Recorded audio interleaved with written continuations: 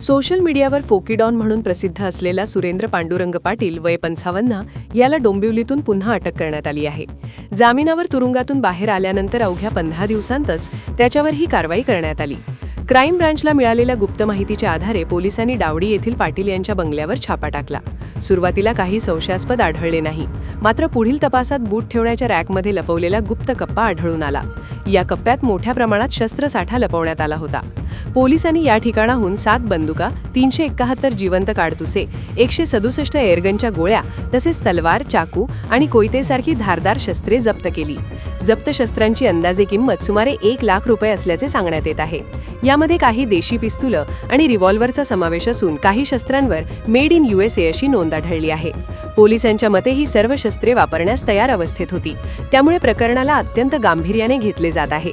या शस्त्रांचा वापर कोणत्या गुन्हेगारी कृत्यांसाठी केला जाणार होता, तसेच यामागे मोठे गुन्हेगारी जाळे आहे का, याचा तपास सुरू आहे. दरम्यान आरोपी पाटील यांनी ही शस्त्रे सोशल मीडिया व्हिडिओंसाठी प्रॉप्स म्हणून वापरत असल्याचा दावा केला आहे.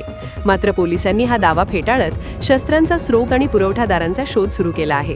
पाटील हा व्यवसायाने बिल्डर असून त्याच्यावर यापूर्वीही अनेक गंभीर गुन्हे दाखल आहेत. सोशल मीडियावर त्याचे लाखो फॉलोअर्स असून तो गँगस्टर स्टाईल व्हिडिओंसाठी ओळखला जातो. या प्रकरणामुळे सोशल मीडिया आणि गुन्हेगारी यातील संबंध पुन्हा एकदा समोर आले आहेत.